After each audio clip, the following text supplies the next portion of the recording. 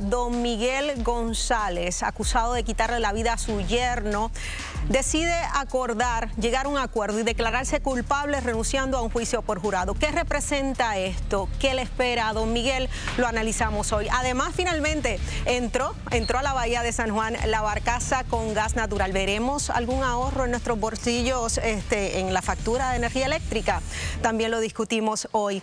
Y sale a relucir una encuesta en uno de los rotativos del país donde la estadidad y la figura de la gobernadora Jennifer González no salen muy bien paradas. Con esto y más, comenzamos a jugar pelota dura.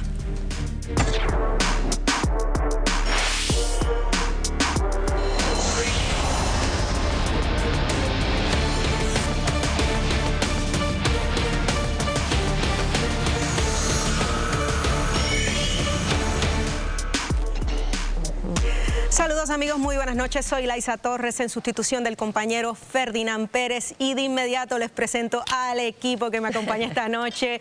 Víctor Rivera, saludos Víctor. Saludos Laisa, un placer estar aquí este viernes contigo, con Margarita y con El País. Margarita Ponte. Saludos, muy buenas noches y bienvenido al País a Jugando Pelota Dura. Así mismo es. Bueno, comenzamos hablando del caso de don Miguel. ¿Se acuerdan del caso de don Miguel? Que le quita la vida a su yerno luego de una paliza que le dio a su hija. Vamos a ver un resumen de lo ocurrido. Que le diría al pueblo de Puerto Rico que lo ha apoyado a pesar de la situación. Pregúntale a mi abogado. Lo veo como yo. ¿Está agradecido? Miguel está lloroso, está sentimental, se siente triste por todo este incidente. El Ministerio Público reclasificó el delito de asesinato en primer grado atenuado, archivó el uso de ley de armas y él hizo alegación de culpabilidad, como ustedes pudieron ver, una decisión libre, voluntaria y pues, consultado con sus abogados. ¿Y cuál es la recomendación? ¿Cuál es la recomendación, licenciado? La recomendación es que una vez venga el informe de sociopenal, pues don Miguel pueda disfrutar de una probatoria. ¿Cuánto tiempo es él? Pues hay un estimado de 15 años en probatoria. Harto conocido que los casos no todos se pueden ver.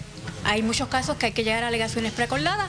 Este es un caso que se llegó a una alegación preacordada, una alegación que se discutió con la defensa, el Ministerio Público, con el fiscal de distrito, con justicia, y ese es el acuerdo que hemos llegado en la tarde de hoy. Bueno, no sé si recuerdan, pero este caso conmovió a todo un pueblo. De hecho, hasta la gobernadora dijo que no tuvo oportunidad de donar en ese famoso GoFundMe que se hizo para la defensa de don Miguel, y este es el resultado, un acuerdo. Para discutir el caso se encuentra con nosotros el licenciado Jerome Garfer, también el licenciado Manuel Quilinquini, expresidente del Colegio de Abogados y Abogadas de Puerto Rico, y el licenciado Pedro Berríos, exfiscal. Gracias a los tres por estar acá. Buenas noches. Buenas noches a todos. Bueno, yo quisiera primero una impresión de este acuerdo que llega don Miguel. Bueno, yo creo que ciertamente lo que el Ministerio Público ha hecho con la defensa esta semana es llegar a un acuerdo que beneficie a don Miguel. Mientras más pasaba el tiempo, más afloraban detalles sobre esa noche, ¿verdad?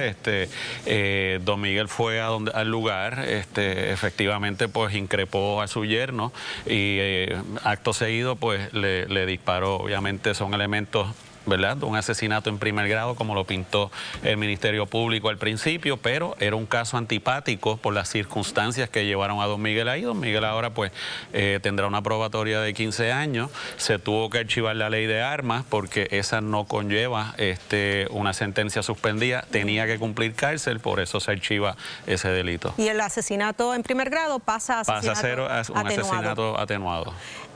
Juicio por jurado, ¿no le hubiese sido hasta aún más favorable a don Miguel? Muy probablemente, porque estamos ante un caso donde un padre ve que su hija ha sido abusada y que probablemente haya habido un patrón. Este caso era increíblemente simpático para don Miguel ante un jurado. Y la fiscalía iba a tener que manejar eso, y por eso, como dice Jerome, hay casos que mejor es transarlos que arriesgarse a un veredicto de no culpabilidad. O sea que pudo haber habido un riesgo. Sí, por eso es que esta persona se declara culpable, porque muchas veces los acusados aceptan los acuerdos porque hay un riesgo, no hay garantía, y esto le da una gran oportunidad con una persona sin historial criminal previo, con unas circunstancias que, aunque la ley la castiga, hay unos elementos de justicia que están fuera, ¿verdad?, que no están en la ley necesariamente atemperados al caso. Yo creo que fue bueno porque en una ola donde tenemos mucho reactivismo y asumimos una posición cuando nos identificamos con una u otra parte, aquí ambas partes decidieron calmar la opinión pública llegando a un acuerdo entre las partes principalmente afectadas en él. De hecho, ustedes, y saludos a los compañeros y colegas, ustedes dicen ambas partes porque el riesgo, por lo que yo veo, no solamente era de la defensa, sino que el riesgo también era de fiscalía. Y ante ambos riesgos es que se toma el acuerdo. Eso es así. A mí me parece que muchas veces ocurre, irónicamente, que cuando hay mucha opinión pública, los abogados de la parte que está en perjuicio, la opinión pública en contra, cuando muestran su cara de la moneda a un jurado, pueden virar la tortilla. Claro. Yo pienso que aquí la Fiscalía podía lograr demostrar tal vez algo que le preocupó a la defensa y por eso prefirieron coger el acuerdo. Ahora, aquí hay una persona muerta. Eso es, ¿verdad?, indudable, no se puede negar. Pienso que el caso salió más que bien para don Miguel, en términos de que sí, en efecto, fue simpático ante la opinión pública, pero salió más que bien porque reclasifican el delito, les pregunto, abogado, reclasifican el delito de uno que era en primer grado a uno atenuado. Se va de ahí a una probatoria de 15 años. ¿Qué implica una probatoria de 15 años? Bueno, una probatoria de 15 años no pisas la cárcel. Bueno, depende. Si tú sigues las instrucciones que te da el tribunal, pero las instrucciones tiene que estar en su casa a cierta hora, no puede beber, no puede frecuentar sitios donde pidan bebidas alcohólicas. Siempre una restricción en el hogar. Sí, bueno, va a estar en su hogar, va a tener que tener empleo, trabajar, ese tipo de cosas. Pero lejos de pisar una cárcel, me parece que es un acuerdo muy favorable para don pero Miguel. Él puede llegar al año 14, mes 11, día 29, falla y va a ser a la discreción del juez a quien se le revoca esa probatoria si empieza a cumplir 15 años de cárcel. Rapidito nada más, Clinkini, le pregunto, ¿cuán peligroso que se llegue a este tipo de acuerdos cuando hay una persona muerta? Preveyendo quizás pensando en casos futuros. Si nosotros hacemos énfasis en las circunstancias, donde aquí hay una persona que abusa de una mujer y abusa seriamente de una mujer, y esto se da en estas circunstancias, esto no es un gran precedente. Mal hubiese sido de que hubiese habido los elementos de un asesinato en primer grado y entonces le tiren la toalla. Pero aquí no lo estamos viendo. Aquí claro, y también hay un factor que hay que tomar en consideración. La familia de la persona asesinada estuvo de acuerdo con esto y eso ayuda a que esto fluya. Que fluya el acuerdo. Claro que sí. Claro. Hablando de casos, ¿verdad?, que han llamado la atención pública, está el caso también de Gabriela Nicole, que lo hemos discutido, harto discutido. Pero es el movimiento de fiscales lo que preocupa, ¿verdad? Hoy la secretaria del Departamento de Justicia reacciona, ¿verdad?, a los señalamientos que se hace, que el movimiento de los fiscales iniciales en este caso responde a presiones políticas. Como he dicho anteriormente, los casos que están de interés público los superviso directamente. Yo aquí no miro colores. Cuando un fiscal es nombrado en el Departamento de Justicia, sabe que puede ser removido de cualquier caso y puede ser trasladado. Básicamente estos cambios no tienen nada que ver con ningún tipo de afiliación política. No son los primeros ni serán los últimos. Esta reacción responde principalmente al último fiscal que ha sido removido de este caso, Brenda Liz Soto, la última de las originales que inicia este caso. ¿Cómo ustedes analizan este movimiento de fiscales que lo hemos discutido, como dije anteriormente, pero pudiese ser que esto responde, va más allá de lo político, responde a amenazas, tratándose de que fue un asesinato vil, que hay presiones, que hay peligrosidad entre los testigos, inclusive? Bueno, ¿se puede dar eso? Yo tengo que primeramente felicitar a la Secretaría de Justicia, quien ha dicho lo que dijo un presidente en el pasado: "The buck stops with me". Esto es un caso de alto interés público. La Secretaría lo que ha dicho: estos casos de alto interés público los voy a manejar yo. Y yo creo que ese tipo de responsabilidad, ese tipo de dirección y liderato en el Departamento de Justicia es algo que no habíamos visto hace mucho tiempo, así que hay que felicitarla. Las razones por las cuales salen esos fiscales, para empezar, ¿verdad? Yo soy abogado de defensa, me cuesta decir eso, pero los fiscales que estaban en sala no se allanaron a la determinación que se hizo cuando esa joven se encontró no capacitada en ese momento, ¿verdad? Esas fiscales debieron de haber hecho preguntas, debieron de haber indagado, debieron de haber hecho el trabajo que quizás en estos casos de alto interés público se hubieran hecho. Los fiscales que entran nuevos son fiscales probos, son excelentes fiscales, los conozco, han sido procuradores de menores, son fiscales, han visto asesinatos en el pasado, así que vienen a hacer su trabajo. Me sorprende la salida de Edwin Ortiz, quien estaba como fiscal al principio, que ese es un excelente fiscal, donde sea que litiga, siempre lo ha sido en sus 25 años. Si te sorprende, puede ser que haya algo detrás de eso. Sí, pero yo creo que uno conforma los equipos donde cada cual se sienta más cómodo. Lo único que quiero decir en esta parte es que se ha sustituido a todo el equipo. A todos. O sea, no es un fiscal, no son dos fiscales, es todo el equipo. Y eso es un poco lo que levanta algún tipo de preocupación, ¿verdad? ¿Por qué, Kilikini, licenciado, por qué se da esto? Que de ordinario se pueden mover fiscales. O sea, tampoco esto es algo... O sea, los fiscales no son dueños de los casos, o sea, y Fiscalía toma las decisiones. Pero al moverse todo el equipo, ¿qué ustedes creen que puede estar pasando? Primero, mira la etapa en que estamos, una etapa bien incipiente. Y tú tienes personas que entran para unas etapas y para otras no. A mí no me causa suspicacia. De hecho, no me sorprendería que atraigan, acuérdate que está la cuestión de la imputabilidad, que traigan a algunos fiscales que sean expertos manejando peritos para reforzar el equipo. Esto es como un juego de pelota. Tú traes bateadores designados, cambias de acuerdo a la necesidad. Ahora, una vez pasa la vista preliminar, si cambiase el equipo, quizás eso pudiese levantar alguna alerta, pero en esta etapa que están tratando de conformar un equipo caminando hacia la vista preliminar con lo mejor que tienen, no lo veo como anómalo. Bueno, fiscal, rapidito, ¿los fiscales reciben amenazas? No es algo que es muy común, pero ha ocurrido. Lo que yo veo en este caso, que posiblemente la señora secretaria, con el consejo del señor jefe de fiscales, debió haber querido refrescar también el asunto tal vez regional. A veces el secretario de Justicia necesita ojos frescos mirando unas circunstancias que tal vez no le parecen que tienen las explicaciones que deberían tener, y tal vez se tomaron ciertas decisiones, o hay gente que ha hecho manifestaciones de preocupaciones por vivir cerca, pero ese tipo de cosas normalmente no yo me pregunto, ¿por qué hay que excusar tanto a los fiscales? ¿Por qué es que hay tantas preguntas sobre el desempeño de ellos? ¿Qué está fallando? Lo que pasa es que la secretaria da su razón. Yo voy a ser responsable de los casos de alto interés público. Ella conforma su equipo de confianza para estos casos. Pero es que escuchamos constantemente. Bueno, es un caso que obviamente seguiremos discutiendo. Gracias a los tres. Gracias por la discusión. Pasamos de inmediato con Kimberly.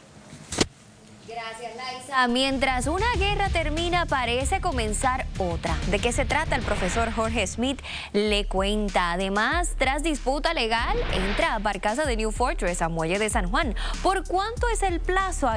Que se resuelva la situación. Y revelan impactante encuesta. ¿Cómo están las imágenes de las principales figuras del país? Lo analizamos con nuestro panel político. Usted no se retire. Los premios Emmy, que reconocen los mejores trabajos de la televisión, este año cuentan con reportajes presentados aquí en Jugando Pelota Dura. De hecho, las dos piezas que fueron nominadas para la evaluación que precede a la esperada premiación corresponden al trabajo investigativo de nuestro compañero José Montalvo. Los reportajes son los siguientes: Terror en el Monte, que se adentra en la vida del prófugo más buscado en Puerto Rico desde la década del 70, Toño Bicicleta. A través de este trabajo periodístico se recrea la vida del que sembró el terror entre mujeres, afectando a toda la comunidad. Igualmente se reconoció el reportaje titulado Acera sin salida, que retrata lo cotidiano y las penurias que pasan los que están atados a una silla de ruedas, reseñando los retos y los obstáculos que enfrenta esta población en un país que tiene crisis de movilidad. En ambas instancias felicitamos a José Montalvo, al igual que a la productora asociada Melissa Serrano, al camarógrafo Denis Rivera, al editor José Caballero y en las gráficas el compañero Omar Martínez. De parte de todo el equipo de Jugando Pelota Dura, les enviamos una felicitación enorme a estos compañeros por el logro que nos place comunicar. Enhorabuena, seguiremos paso a paso junto a ustedes hasta la premiación en diciembre. Eso, muy bien, muy bien. Eso. Qué bueno. Tremendo. Así que felicidades a todos los muchachos, bueno. todos los que participaron. José, Claro que excelente. Sí. Y sabemos que esos nombres ya tienen nombre, está escrito. No, esos premios mira, tienen nombre en las dos instancias, sí, en los dos reportajes. Y lo importante es también un reconocimiento al talento de Jugando Pelota Dura, que no simplemente somos nosotros. Claro. Aquí hay un equipo tan extraordinario que le da un nivel al programa, y ahí está José Montalvo y todo este grupo, y estamos felices con esta nominación. Así es. Así mismo es. Bien, Así que nos vamos a acompañar hasta el 6 de diciembre, que es la premiación. Allí ya vamos a planificar la fiesta en grande. Bueno, amigos, mientras se calma la situación en un lado del mundo, en el otro más cerquita acá aumentan las tensiones. Vamos a darle un vistazo al mundo con el profesor Jorge Schmitt.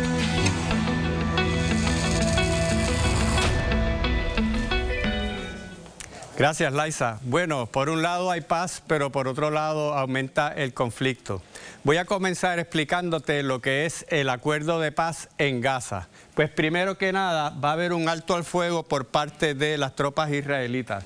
Segundo, Hamás va a liberar rehenes en las próximas 72 horas y se van a liberar por parte de Israel cientos de prisioneros palestinos. Pero además se va a dar un retiro de tropas parcial de parte del ejército de Israel y por su parte Estados Unidos va a enviar unos 200 militares a Israel, no van a intervenir en Gaza. Pero veamos también lo que está pasando en el lado del conflicto en el Caribe. Siguen dándose bombardeos a lancha, ya van por lo menos 4 lanchas bombardeadas. Se habla de que hay un operativo en Trinidad y Tobago muy cerquita de Venezuela. Y por su parte, Venezuela acudió al Consejo de Seguridad de las Naciones Unidas para evitar que haya un conflicto. Pero por supuesto que todas estas cosas siempre tienen alguna relación con Puerto Rico.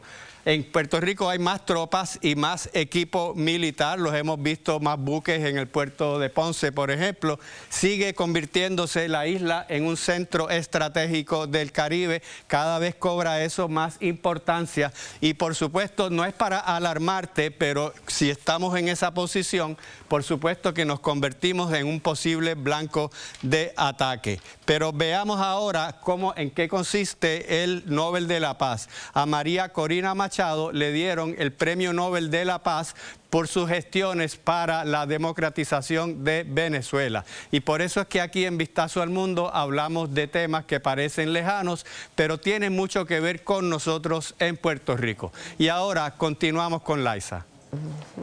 Gracias, profesor. Bueno, definitivamente hablaremos también de el tema del Premio Nobel de la Paz. Y con nosotros para discutir todo lo que sucede en el mundo se encuentra, además del profesor Jorge Schmitt, el consultor de política internacional Rafael Cerame. Cerame, gracias por estar acá. Muchos saludos, Jorge. Bueno, se calma, comenzamos, se calma la tensión, ¿verdad?, en un lado del mundo, acá se acrecienta, aumenta la presencia militar en Puerto Rico, movimientos en Trinidad y Tobago, y Venezuela también reacciona. ¿Cómo se puede analizar esto y qué se puede ver en las próximas semanas? Bueno, en el plano más cercano a nosotros, que es el caso de Venezuela, me llamó la atención que hoy el New York Times afirma que Nicolás Maduro envió un mensaje a Trump en la Casa Blanca cediendo básicamente todos los recursos naturales de Venezuela y rompiendo relaciones, en disposición de romper relaciones con Rusia, China e Irán.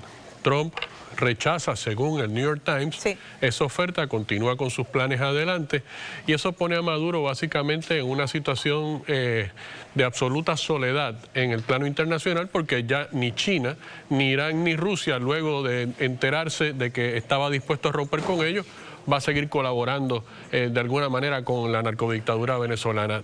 Un avión ruso llegó a Caracas, a Maiquetía, hace alrededor de 4 días y había mucha especulación sobre qué hacía ese avión allí.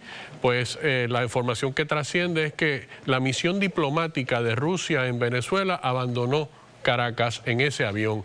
Es decir, están anticipando una posible intervención de los Estados Unidos y no quieren tener personal allí. Y esto estamos en cuestión, estamos contra el reloj, ¿puede ser? Yo diría que eso está próximo a ocurrir y dentro de ese escenario es que se produce el anuncio, el galardón a María Corina Machado con el Premio Nobel de la Paz. El mundo entero se ha expresado, los defensores de los derechos humanos, de la democracia, de la libertad, han realizado manifestaciones felicitando y reconociendo a María Corina Machado. Me llama la atención que en Puerto Rico un sector político de la izquierda guarda silencio y no está en disposición de reconocer el logro de esta mujer, de esta valiente mujer que ha enfrentado a esta narcodictadura que mantiene operando en este momento el centro de detenciones y de torturas, el helicoide más terrible que ha podido existir en el hemisferio americano. De hecho, entonces digo, ¿por qué razón estos dirigentes políticos en Puerto Rico mantienen silencio y se niegan a hacer un reconocimiento al valor, a lo que representa la figura de María Corina Machado? Qué bueno que lo dice, y quisiera pues a pasar ahora al profesor, porque este premio se ha visto alrededor del mundo entero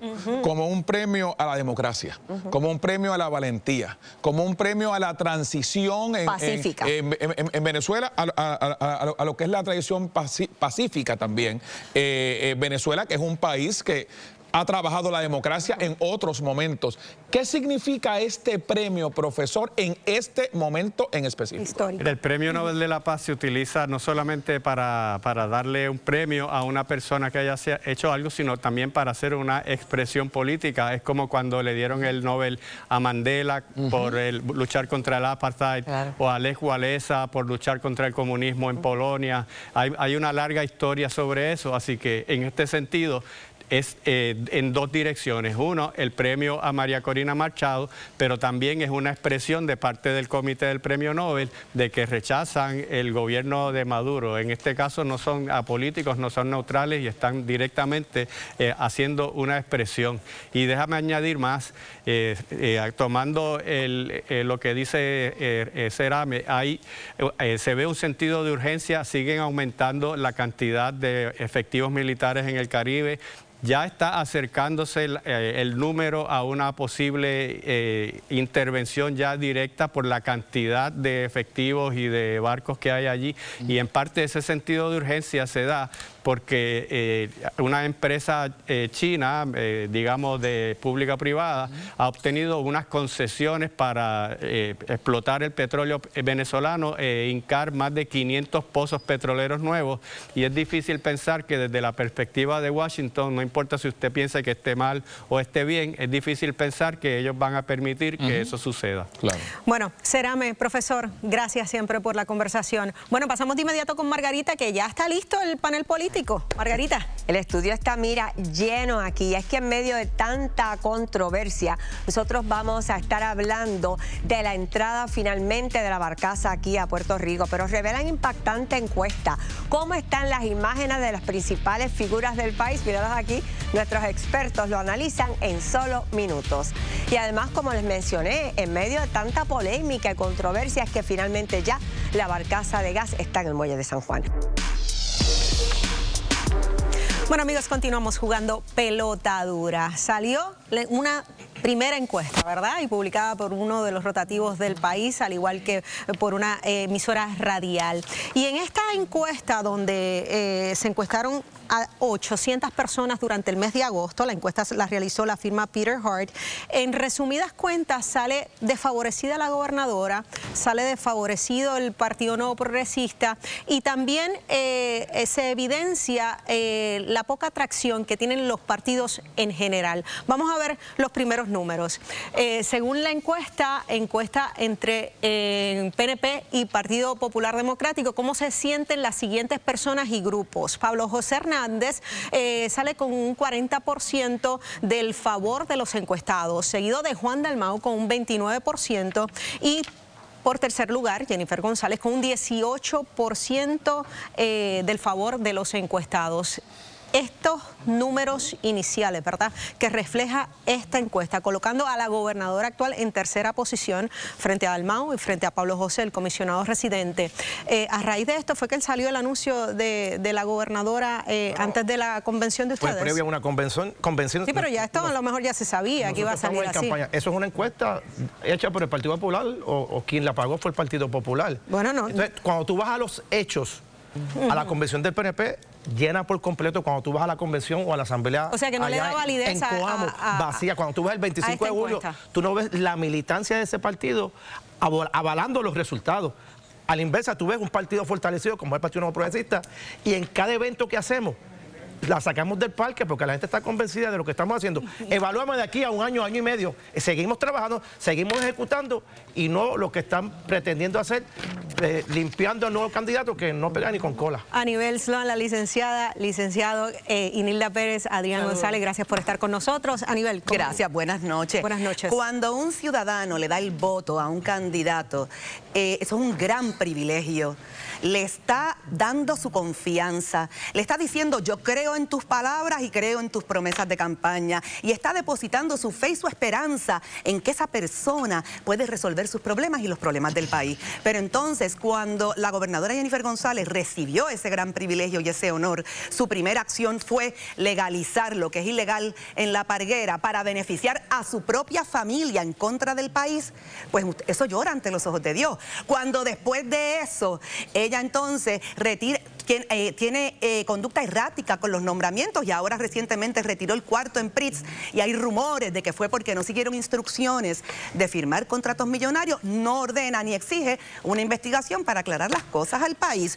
Cuando tuvimos los apagones y dijo que tú no pierdes la compra en 24 horas, pues esta pérdida de confianza es la consecuencia natural y lógica de sus propios actos. Adrián, vemos a Juan Dalmau con un 29% del favor del público, o sea, en una segunda posición, igual que salió en las elecciones, más o menos.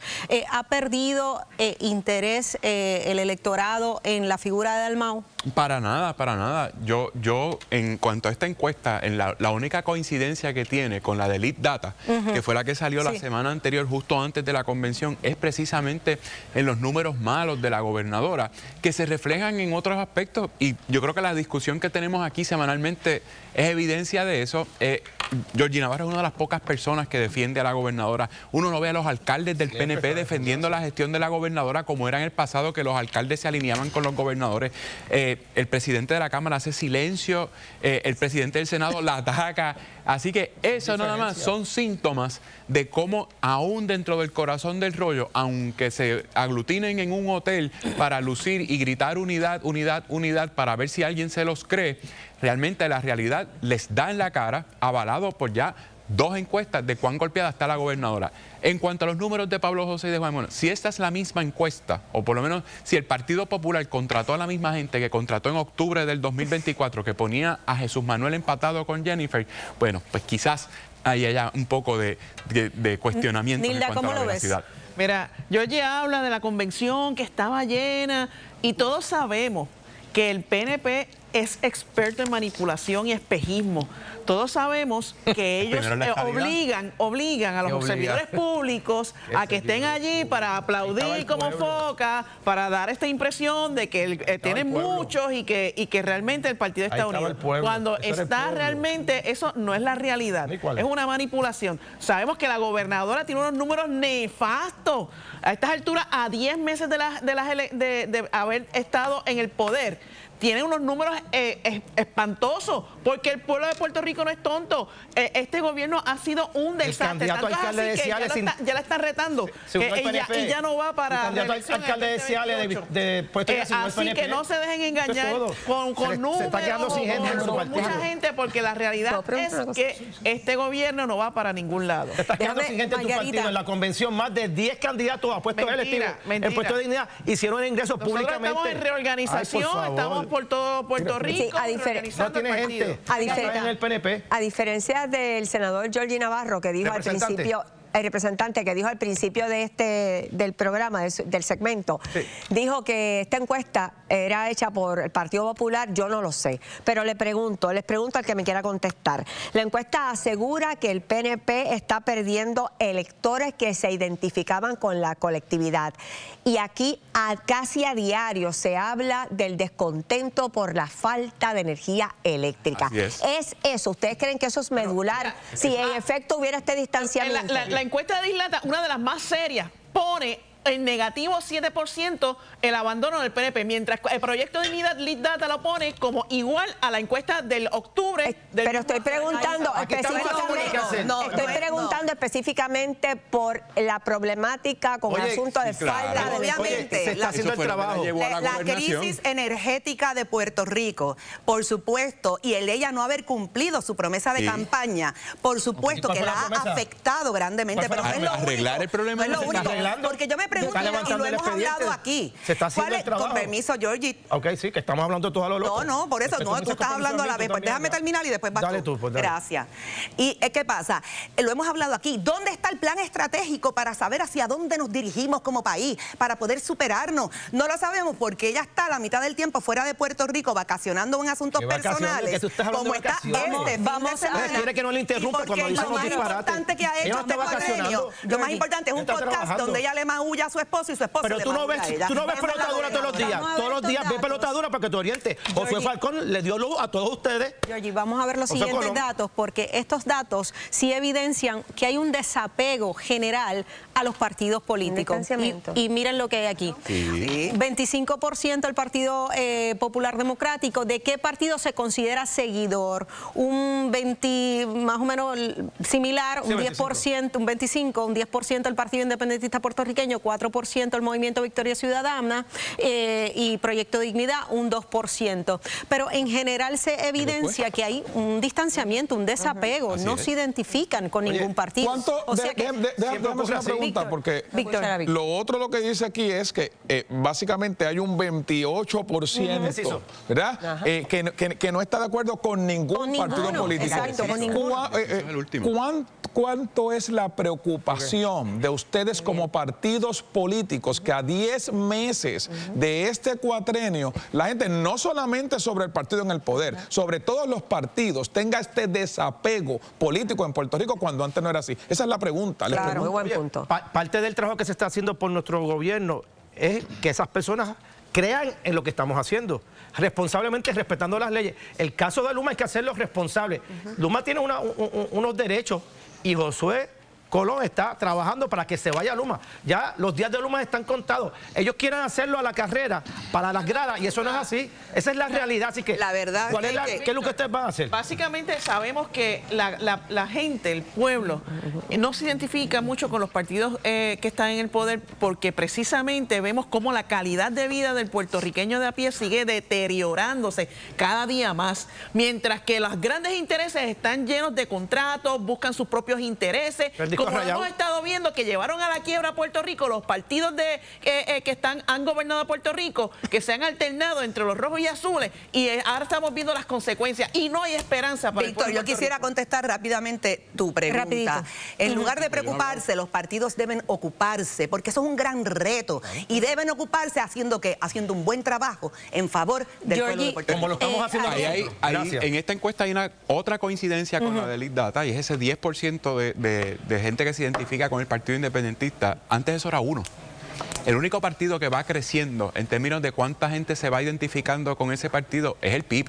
En la encuesta de Lead Data, en octubre del 24, era 6%, que fue lo que obtuvimos como voto íntegro en esas elecciones de noviembre de 2024, porque hicimos campaña para votar mixto. Y subió a 10% a un año después, que coincide con el 10% que da ese. Bueno, vamos a hacer una cosa. El panel político, amigos. Por eso que se quedan ahí estancados. Campaña para el distrito 5 de Caracas. A nivel Adrián y Nilda, no se retiren, volvemos con ustedes. Vamos a volver con ustedes. Vamos a pasar con Kimberly, regresamos. Uy, respirar y exhalar. Oye, qué bien la pasamos los viernes. Usted escanee el QR Code y vote ahora en nuestra encuesta. Claro, ¿quién ha tenido mejor desempeño en estos meses? Y quédese con nosotros. La inflación y los aranceles están golpeando el bolsillo de todos. ¿Cómo están cambiando las compras en la isla? ¿Cómo impacta a los comerciantes?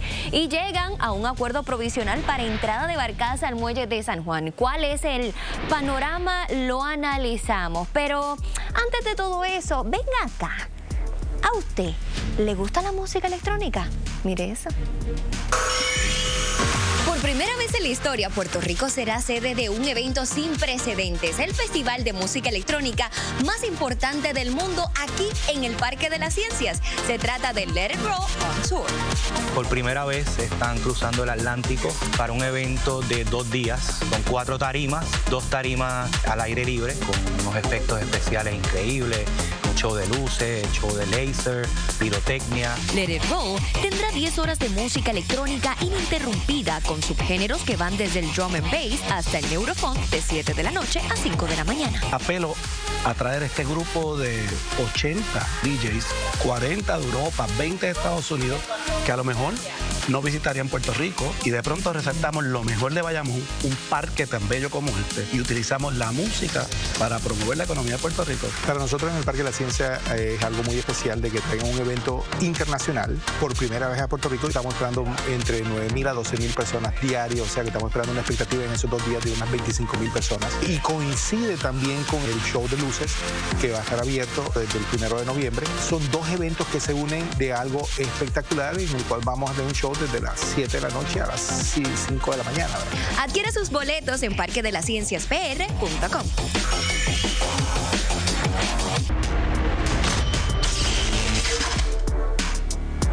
Bueno, amigos, definitivamente la crisis energética, la inestabilidad en el sistema, los apagones, todo sube, el precio de la comida nos afecta a nosotros, afecta a nuestros pequeños y medianos comerciantes. Vamos a ver el siguiente reportaje.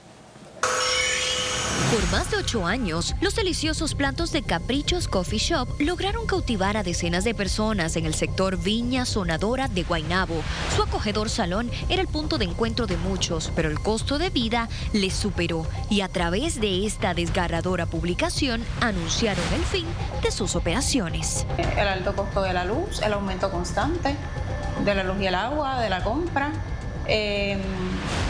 todo está tan caro y tan difícil, pues que estábamos tomándolo en consideración porque las cosas han subido tanto que subirle los precios al cliente no tiene el dinero para pagarlo, entonces hay que tomar decisiones. María viene de una familia de comerciantes. En su mismo terreno ubicaba el colmadito Viña de su abuelo hace más de 50 años, por eso la decisión fue aún más difícil. Pues ese dolor que tú sientes, ¿verdad? Esa frustración de que quizás si la economía de nuestro país estuviera mejor, si nuestros gobernantes trabajaran más por el pueblo, si pensaran más en nosotros, pues quizás las cosas estuvieran mejor para los pequeños comerciantes y los emprendedores. Capricho es uno de los miles de negocios que ha tenido que cerrar sus puertas por los altos costos operacionales que son insostenibles. Hoy no solo cierra un restaurante, sino que más de 7 empleados pierden sus labores.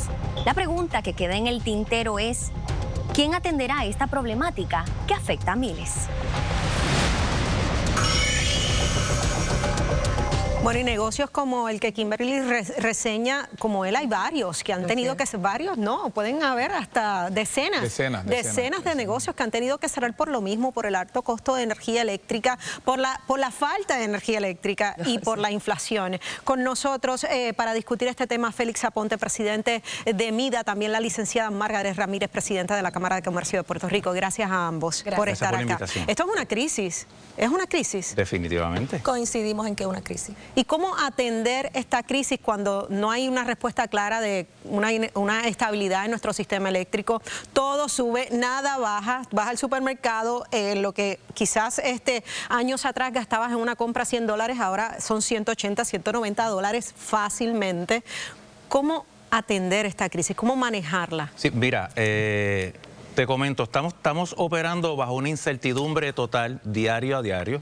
El costo energético, ahora mismo nos anunciaron un aumento más en la energía. Y considerable. En el caso de un supermercado, ese es el gasto mayor. Claro. Para que tengan una idea, un supermercado promedio, el gasto mensual de energía está entre los 50 a 60 mil dólares. O sea, wow. ¿Por qué? Porque trabajamos con mucha refrigeración. Tenemos por otro lado el tema de los aranceles. Claro. Sube, baja, ahí tenemos un costo en lo que es el alimento. Tenemos operacionalmente, tenemos unos impuestos que tenemos que pagar, unas patentes altas, una nómina alta. O sea, todo ese panorama complica. No solamente eso, que quede claro y siempre lo hemos dicho, nosotros consumimos el 85%, todo lo que consumimos viene, el 85% viene de afuera. De afuera, sí. Por lo tanto, el tema de aranceles, el tema de transportación nos afecta bien directamente, tiende a ser combustible. O sea, son todos los elementos, por eso es que trabajamos bajo una incertidumbre de operación, pero aún así, ¿verdad? Al final del cabo, hay que seguir, pero al final del cabo quien paga las consecuencias es el que... De hecho, cuando uno ve la radiografía, porque esto es como la cherry en el bizcocho, esto último que usted está diciendo, pero aquí siempre ha existido el asunto que tiene que ver con lo que son las regulaciones estatales y federales en Puerto Rico. Los altos costos de hacer negocios en Puerto Rico también. El problema de la permisología excesiva en Puerto Rico. Entonces, cuando uno viene a ver esto, la pregunta que se cae de la mata es: ¿cómo ustedes se mantienen a flote haciendo negocios? Y a eso hay que sumarle lo que dice Félix, la incertidumbre. Seguro. Porque una cosa es que las cosas estén caras, pero y esa incertidumbre de que no te permite a ti como comerciante hacer un presupuesto adecuado y que funcione, porque tú presupuestaste que este año vas a necesitar para operar X cantidad en electricidad y resultó que no, que te aumentaron en varias ocasiones por cosas que no tienen que ver con tu consumo. Ese costo que te aumentaron y que no pudiste operar porque a lo mejor no tuviste servicio. Ay, eso es otro tema, porque acuérdate que nosotros, ya yo lo tengo como una línea, la energía más cara, la que no se tiene. Pero súmale a eso, esa incertidumbre a nivel de presupuesto, cuando tú también necesitas una materia prima que no se produce en Puerto Rico y que está atada a unos aranceles que igual fluctúan porque no hay una estabilidad. Sí. Yo quisiera, si son tan amables, para que la gente tenga, ¿verdad?, una idea clara. Los datos que nos ofrecen surgen de un informe. Bueno, en el caso de datos del consumidor salen resultados de radiografía del consumidor que los fueron revelados en junio pasado, donde vemos la conducta de un consumidor que está reaccionando, lógicamente eso, con unos cambios de hábitos totalmente sorprendentes. Sí. Y le quería decir, en términos de eso precisamente, ese calvario que sufren los comerciantes en Puerto Rico, yo lo viví. Mis compañeros lo saben porque sí tuve un comercio, es decir, un negocio, y es un calvario. O sea, la luz era tan alta, la nómina, como decía usted, el precio de los alimentos, y ¿cuál fue el resultado de esa experiencia mía? Me fui a la quiebra. O sea, fatal. Y como yo, está el caso de Capricho, el reportaje de la compañera. Ahora, me gustaría saber algo que vi en el informe y me llama mucho la atención. La transportación, el costo de transportación es más alto que el de la hipoteca. Sí, mira, no solamente que sea más alto, si lo vamos a ver en términos de lo que el consumidor... al consumidor entiende, tiene transportación como primera alternativa, hipoteca como segundo y tercero alimento. Ok, ¿por qué alimento? Porque en el alimento ellos pues dejo de comer aquí, compro acá, muevo la ficha, pero la transportación, o sea... Y no solo eso, que cuando tú agrupas esos tres renglones, tú tienes un 61% de tus ingresos, pero estamos hablando que estamos dejando fuera asuntos tan vitales y tan constitucionales como educación y salud. Entonces, cuando una persona, porque aquí ya estamos hablando de individuos, cuando una persona se enferma o tiene un familiar enfermo, ¿qué pasa con esos alimentos? ¿Qué pasa con ese transporte? ¿Y qué pasa con esa hipoteca? Las quiebras en personas, no las comerciales, ocupan más de un 90%. Educación financiera, pero también tomar en cuenta la inflación cuando se computan impuestos. Esa es la conclusión nuestra. Mira, y hay que ser claro en esto.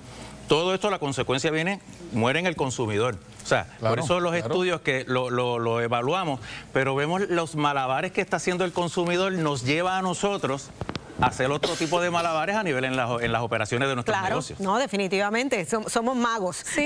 Muchas de las veces. Hay que hacer magia. Gracias a ambos por esta discusión, que hay que tenerla, porque sabemos que todo el mundo la está pasando difícil en estos momentos. Vamos con Kimberly, amigos.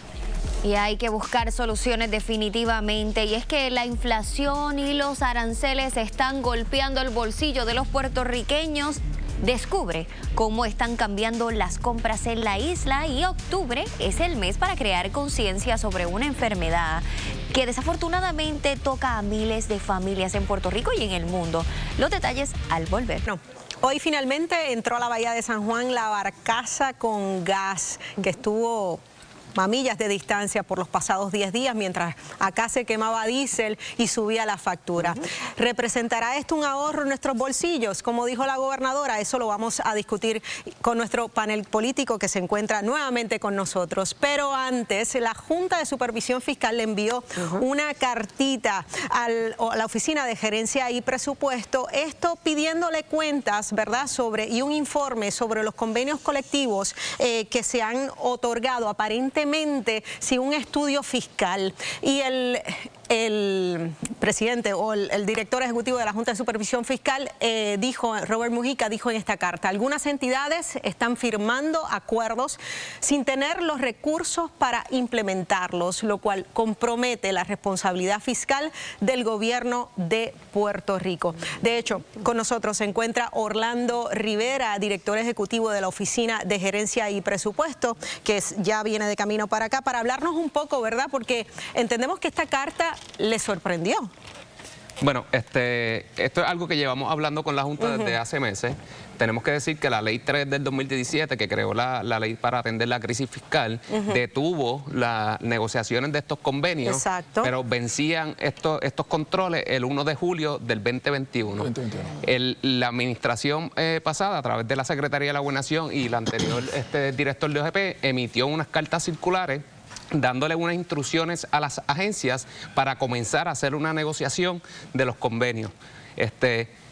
Durante ese tiempo, la Oficina de Gerencia y Presupuesto, bajo la ley, no tiene injerencia en ciertas corporaciones, ¿verdad? La Junta lo que está diciendo es: estamos recibiendo negociaciones de convenios que se están firmando de distintas corporaciones como la UPR, Carretera, y según ellos, pues no están llegando con unos análisis financieros adecuados. Pero la pregunta es, Rivera, ¿por qué ahora la Junta envía esta carta? Porque me está hablando que desde el 2021... Es algo que nos sorprende a la misma vez, porque la Junta tiene el poder de detener cualquier orden ejecutiva, cualquier carta circular que entiendan que va en contra del plan fiscal. Pero es un regaño para ustedes, es un regaño. Desde el 2021 pudieron haber detenido las cartas circulares que emitió el gobierno. Pero a mí lo que me sorprende, como secretario del Trabajo que fui, y que no permitía que las agencias entraran en negociaciones sin que tuviesen básicamente los recursos identificados, es como se habla de agencias y corporaciones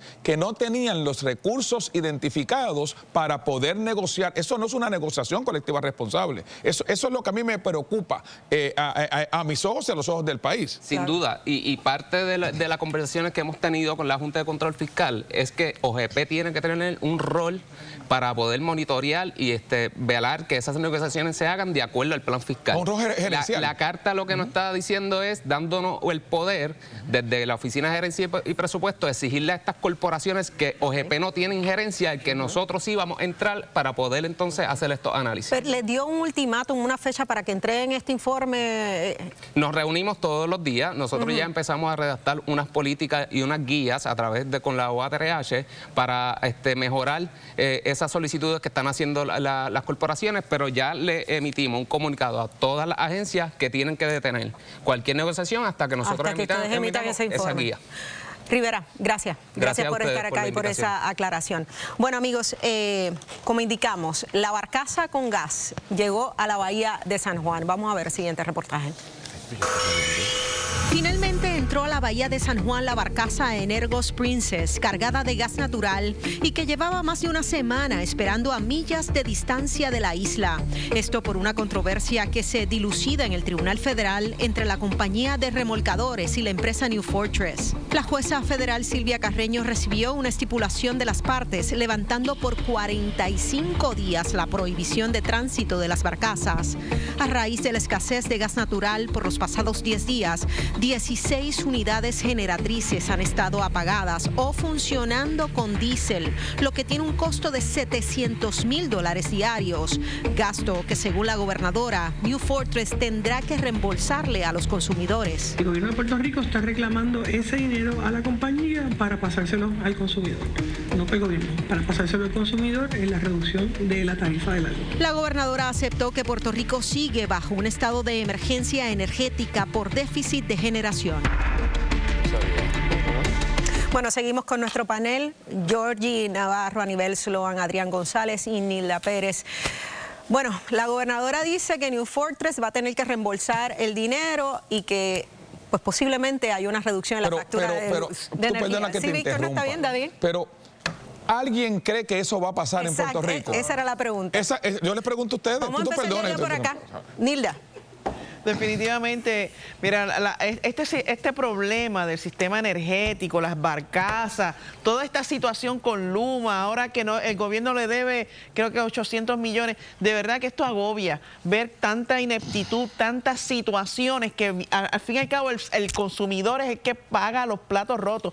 Aquí lo principal es defender a los consumidores, a usted, a todas las familias de Puerto Rico que están recibiendo un alza en el sistema, en el costo de energía, que por estas poca vergüenza, pues esto no tiene perdón de Dios, de verdad que esto pues realmente yo ni sé. De verdad. Adrián, si me permites un segundo, siguiendo esa línea de pensamiento, el hecho de que entre la barcaza con gas y como decía Laisa, se quemaba combustible, que era más caro, ¿me van a bajar eso a mí, el costo de energía? No, decir que eso va a bajar el costo de energía eso dijo la gobernadora. Es engañar al pueblo. Ella va a pedir a través del tribunal, va a reclamarle eso a New Fortress. Si prevalece en el tribunal, se verá reflejado a través de un crédito. Pero lo cierto es que la luz va a encarecer por el tiempo que se usó el diésel, bajará cuando vuelvan a usar gas. Es una pelea interna entre New Fortress y los pilotos de eso. Es que eso fue. La gobernadora, el acuerdo es que va a seguir entrando gas, pero mientras se usó diésel, encareció el costo de la energía, lo van a pasar a la factura y la gobernadora se lo va a reclamar a New Fortress. Negligencia de New Fortress, que quería otras barcazas más pequeñas. Un juez, no la gobernadora. La Comisión de Energía no puede aprobar más un aumento por negligencia del privatizador. Así de sencillo es esto. Es sencillo, yo estoy de acuerdo en que es sencillo. Miren, el negociado de energía aprueba un aumento, 2 aumentos, 3 aumentos, 4 aumentos. Y la gobernadora, en lugar de parársele de frente o proponer legislación y decir ya el negociado de energía lo trajo Batia, no va a seguir aprobando nada, pues que lo cambie, pues que lo cambie en favor del pueblo. Pues que ella hace, en lugar de pararse de frente al negociado y proponer legislación para cambiarlo, lo que hace es hablar de cosas especulativas. Yo le voy a pedir a New Fortress que me devuelva ese dinero. ¿Y ustedes creen que New Fortress lo va a hacer? Eso es especulativo. Ella tiene que trabajar con lo que tiene. Y ella tiene que reevaluar si el negociado de energía y la forma en que se están déjame aprovechar y preguntarte, déjame preguntarte algo, porque a los representantes que están aquí, precisamente yo creo que fue esta semana que personal del negociado de energía fue citado a la Cámara de Representantes y no compareció. Te pregunto, ¿qué va a hacer la Cámara en cuanto a esa incomparecencia? ¿Van a pedir los incursos en desacato? ¿Van a volver del presidente? De los 5 fueron 4 y el presidente no fue. El presidente no fue. Estaba de vacaciones. Víctor Párez creo que va a citarlo como apercibimiento de desacato, pues tiene que responder sobre lo que está pasando. ¿Qué vamos a hacer nosotros en la legislatura? Legislar para que cuando ocurran situaciones como por conflictos laborales entre privatizadores, tú no puedes utilizar eso para pasárselo al pueblo. Lo asumes tú porque la pelea le hiciste tú y no voy a pagar yo los platos rotos. Si es una tormenta, si es un fenómeno, si es un conflicto bélico, lo podemos entender que suben los precios del combustible, pero por negligencia de ese privatizador, no. De hecho, la Comisión de Energía en 8 ocasiones le ha dicho que no a Luma. En el pasado sí, a 10 y 7 se aumenta, que ha sido efectivo en algunos momentos, pero aquí se han colgado al darle un aumento por peleas internas de los privatizadores. Legislar, ¿cuándo vas a presentar el proyecto? Bueno, ya el próximo esta semana voy a estar presentándolo y más, para que haya un miembro de los consumidores en el negociado de energía, como dice en el pasado, que había un miembro de los consumidores en la Junta de Gobierno de la Autoridad de Energía Eléctrica. Eso se va a presentar para que haya un vigilante del pueblo y no ocurran estas barbaridades. Pero va a estar en minoría, eso está muy bien. va a estar en minoría, un representante del pueblo. Nosotros legislamos para transformar el sistema energético y en menos de 24 horas lo descargaron y lo derrotaron en el Senado. Porque son politiquerías, usted viene a politiquear. Pero pues arreglennos las vistas públicas, ábranos la discusión. Y politiquear es decir, vamos a citar a la Comisión de Energía y como el presidente no vino, cancelamos la vista. Habiendo 4 integrantes de la Comisión una determinación de Energía, del presidente, no. Decidieron pero no fue equivocada a los 4. Oye, tuvo que Denis Márquez hace el aumento, se va de vacaciones. 4 están aquí, ya tú hablaste. Tuvo que Denis Márquez en la vista decir, si el presidente no vino, vamos a preguntarle a los otros 4 y entonces se les cayó la cara de vergüenza y tuvieron que seguir con la vista. Pero todo es un montaje, todo es una mentira. Montaje. Estamos poniendo el dedo en la llaga, exigiéndole a cada una de estas personas. En la llaga del pueblo. No se puede defender lo indefendible. No has dicho nada para resolver nada de esto. Todo es criticar. Criticar. Legislamos, descargan y derrotan. Legislamos, descargan y derrotan. Barriendo con el pueblo. Oye, no, todo lo que radica abusando del poder, lo que están haciendo el PNP. No, señor. Compañeros, se nos acabó el tiempo. Se nos acabó el tiempo en este. Sí, ya se nos acabó. Se nos acabó el tiempo. Lo importante aquí. Lo importante aquí es, obviamente, que el público reciba esta información, por lo menos esta es mi opinión, de parte de la gobernadora, que esto se va a traducir en una reducción y, como dice Víctor, en una reducción en la factura. Y la gente espera que eso pase. Porque hay una desesperación. Así que ojalá que sea cierto. Ojalá que pase. Yo espero. Vamos a pasar con Kimberly. Sin duda alguna, este es bueno, después me caen chinches, pero es uno de los mejores paneles de los viernes. Nos reímos en casa y mira para allá. Y escúcheme muy bien porque al volver durante el mes de octubre es el mes básicamente sobre la concienciación sobre el cáncer de mama. ¿Sabe cuántas mujeres y hombres son diagnosticados al año? Sí, señores, los hombres también son diagnosticados y tenemos muchos detalles al volver.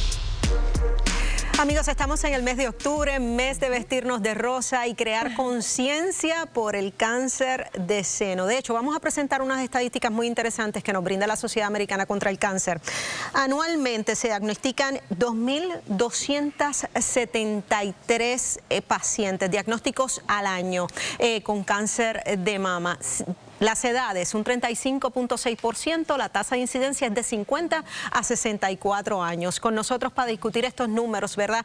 Y crear conciencia de hacernos nuestro chequeo rutinario. Se encuentra el doctor Luis Báez Vallecillo, oncólogo especialista en cáncer de seno. Además, la doctora Viviana Negrón, cirujana de cáncer de seno. Y el doctor Pedro González, radiólogo, especialista en imágenes de la mujer. Gracias a los tres por estar acá.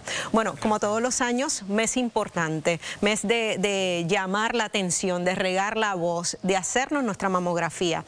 Doctor, ¿hay una conciencia generalizada de la importancia de estos estudios preventivos? Claro, ¿no? El cáncer de seno es bien común, ¿verdad? 1 en 8 mujeres le da algo en el seno. 1 en 8 mujeres. 1 en 8 mujeres. Wow.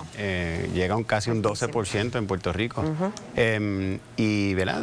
Cuando encontramos un grupo de mujeres, pues podemos ver esa tasa vívidamente. Y es importante la radiografía del doctor nos ayuda a salvar vidas, claro está. Definitivamente, doctora. La realidad es que yo creo que cada día más las mujeres están claras de que tienen que hacerse su mamografía y riegan la voz y amigas le recuerdan a otra, mira, es necesario que vaya. Y la realidad es que el diagnóstico temprano hace una diferencia gigante en nuestro tratamiento. Cuando dice gigante, ¿qué % con un diagnóstico temprano sale de esta condición? Si lo cogieron encapsulado, 99% tienen una sobrevida. Excelente, eso es buenísima noticia. Correcto. Y eso es haciéndose el estudio anualmente. Eso es haciéndonos el estudio de la mamografía anualmente. ¿Desde qué edad? Esa es excelente pregunta. Pensábamos siempre que, ¿verdad? Decíamos que era comenzando a los 40 años, pero en el 2023 el Colegio Americano de Radiología lanzó sus nuevas recomendaciones en el que nos dice que primero nos hacemos un estudio del riesgo que yo tengo de padecer cáncer de seno y si padezco o tengo un riesgo elevado, entonces tengo que comenzar con la mamografía antes de los 30 años y hacer un MRI, así que depende mayormente del riesgo. Si tiene un riesgo, lo que llamamos promedio, común y corriente, pues comenzamos a los 40 años. Los factores de riesgo, precisamente utilizando su palabra, siguen siendo los mismos? Es decir, ¿el peso hereditario es grande? El peso hereditario es grande, pero hay otros factores que vienen con uno: primera regla, última regla, primer embarazo, uso de reemplazo hormonal, pastillas anticonceptivas, la presencia de atipia en el seno en algún momento. O sea que también hay otras cosas que son más de uno que de lo que tú traes de familia. Yo quiero insistir, hablamos mucho de la prevención, pero en este trajín del día a día, que la realidad es que la mujer es la que corre la casa, ¿verdad? Pasan tantas cosas. ¿Queda ese espacio para esa concientización de la prevención y esa responsabilidad por lo que es tu cuerpo y tu realidad humana? ¿Queda eso? ¿Está presente? Doctor, que sí. Sí. Mira, yo creo que, ¿verdad?, nosotros somos responsables de nuestro propio bienestar, y cuando te estaba escuchando me acuerdo un poquito de un viaje reciente que hice a la India, que traté de buscar cuántas máquinas de mamografía habían cerca de mí y no había ninguna. ¿No habían? No habían. Estaba en una ciudad de la India y no habían. Entonces me di cuenta lo afortunado que somos, ¿verdad? Y de donde vivimos y que tenemos acceso a sistemas de salud. Así que si lo tenemos, ¿verdad?, pues tenemos que aprovecharlo, tenemos que utilizarlo. Y el llamado de ustedes es a que ya no esperen a los 40 años. Mujeres, dependiendo del riesgo, dependiendo del riesgo. Bastante temprano. Doctor, en cuanto a adelantos en tratamientos, ¿toda mujer que se diagnostica con cáncer de mama termina con una quimio, con una radio? No necesariamente. No necesariamente. No. Tenemos un avance bello en el manejo del cáncer de seno, inclusive la detección temprana salva vidas, porque la curabilidad en etapas tempranas es muy alta y muy efectivo. El tratamiento quirúrgico, ya cuando tenemos enfermedad más avanzada, entran los tratamientos médicos. No todos los casos requieren quimioterapia. No todos. Que eso es otra buena noticia. Eso es importantísimo, ¿verdad? Porque a veces eso es una razón por la cual no me quiero chequear, porque yo no quiero coger quimo. Entonces, pues es importante, pero tenemos unos avances milagrosos. Doctora, esas estadísticas hasta los 64 años, vemos que la mujer después de los 60 se relaja un poco y deja atrás o a un lado sus chequeos rutinarios. Yo creo que cuando pasan de los 70, 75, entonces como que empiezan a decir, pues ya yo no necesito chequearme. Y eso no es verdad, realmente no hay una edad para parar de chequearse. Claro. Las guías dicen que cuando tú sepas que te vas a morir en 5 años, pues a mí... Exacto, definitivamente. Y ese es el llamado que tenemos que hacer a todos los que nos ven. Chequéense. O sea, conozcan su cuerpo y acudan a su médico. La prevención, no cuando estén enfermos, antes. Claro. La prevención es lo importante para evitar entonces un diagnóstico negativo. Gracias a los tres. Gracias por estar acá en este mes tan importante de crear conciencia sobre el cáncer de mama. Pasamos con Kimberly. Gracias, Laisa. Y usted votó la encuesta Claro. ¿Quién ha tenido mejor desempeño en estos meses? Un 84% votó por Pablo José Hernández. Gracias a todos por participar y estoy leyendo sus comentarios en nuestro canal de YouTube. Un saludo a Silly Daddy, a Shari García y a Clicker. No se vaya, regresamos enseguida.